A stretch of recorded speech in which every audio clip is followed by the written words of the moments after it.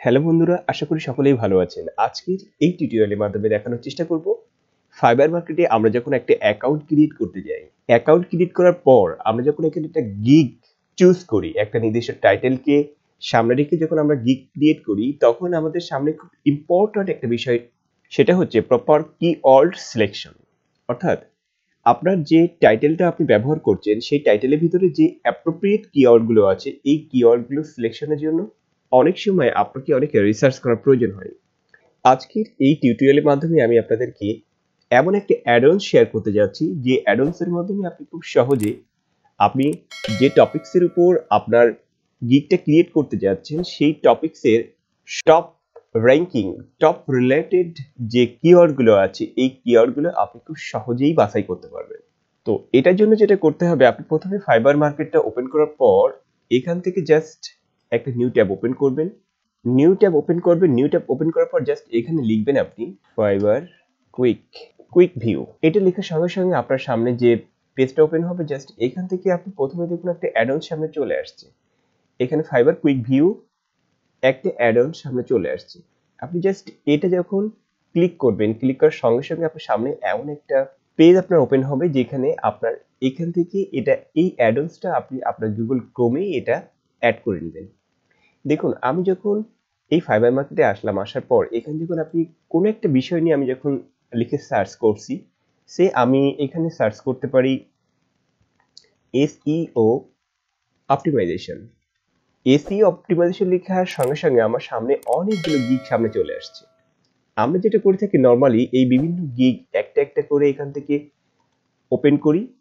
এরপর এই যে গিগগুলো আছে, এই গিগগুলো একটা একটা করে দেখুন আমরা ওপেন করার পর এখান থেকে আমরা আমাদের যে ট্যাগগুলো আছে, ইম্পর্টেন্ট যে ট্যাগগুলো আছে, এখান থেকে জাস্ট নিচে স্ক্রল ডাউন করে আসার পর এই জায়গা থেকে যে এটা একটা ট্যাগ, এটা একটা ট্যাগ, দেখুন এইভাবে যখন আমরা ট্যাগ চুজ করতে যাই, তখন সেটা আমাদের জন্য অনেকটা বোরিং একটা বিষয় হয়ে দাঁড়ায়।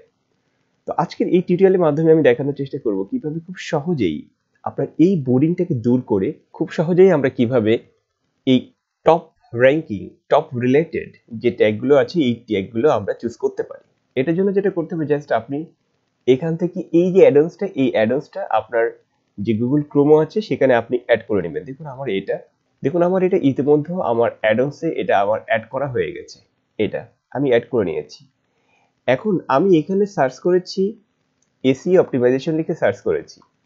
এসইও অপটিমাইজেশন লিখে সার্চ করার সঙ্গে সঙ্গে আমার অনেকগুলো গিগ সামনে চলে আসছে। কিন্তু দেখুন, আমি যদি এই অ্যাডন্সটা আমার অফ আছে, আপনাদের দেখানোর জন্য আমি অফ রেখে দিয়েছি।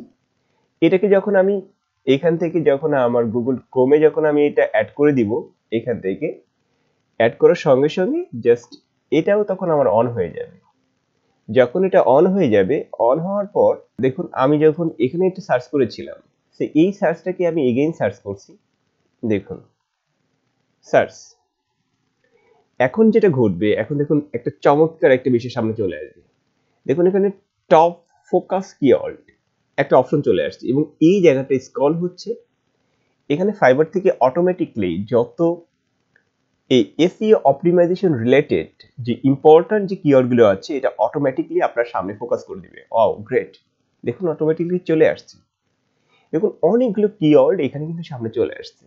সো আপনি এখান থেকে আপনি বেছে বেছে আপনার যে টাইটেলটা আছে, এই টাইটেল রিলেটেড যে কিওয়ার্ডগুলো আছে, এই কিওয়ার্ড আপনি বাছাই করতে পারবেন। এমনকি আপনার প্রত্যেকটা গিগে ওই যে লাস্টে যে 5টা করে কিওয়ার্ড থাকে, ওই 5টা কিওয়ার্ডও কিন্তু আপনার এখানে কিন্তু শো করছে, এই জায়গাটায় শো করছে। দেখুন প্রত্যেকটা গিগে যে ইম্পর্টেন্ট যে কিওয়ার্ডগুলো ব্যবহার করা হয়েছে, সেই কিওয়ার্ডগুলো আপনার সামনে কিন্তু চলে আসছে। সো এখান থেকে প্রত্যেকটা গিগ একটা একটা করে ওপেন না করে আপনি আপনার মন মতো করে যে আপনি টাইটেলটা ব্যবহার করছেন, সেই টাইটেল রিলেটেড যে কিওয়ার্ডগুলো আছে, এই কিওয়ার্ডগুলোকে আপনি ব্যবহার করে আপনার নতুন যে গিগটা আছে, সেই গিগে আপনি ব্যবহার করতে পারেন।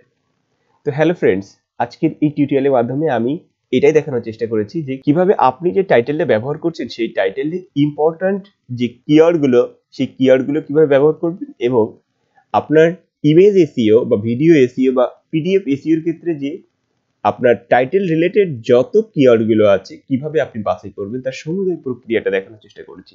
আশা করি আপনাদের অবশ্যই ভালো লেগেছে। যদি ভালো লেগে থাকে, লাইক করে কমেন্টের মাধ্যমে অবশ্যই জানাবেন। আর আপনি যদি ইন ফিউচার চ্যানেল পরিবারের নতুন সদস্য হয়ে থাকেন তাহলে অবশ্যই আমাদের চ্যানেলটি সাবস্ক্রাইব করে আমাদের পাশেই থাকবেন।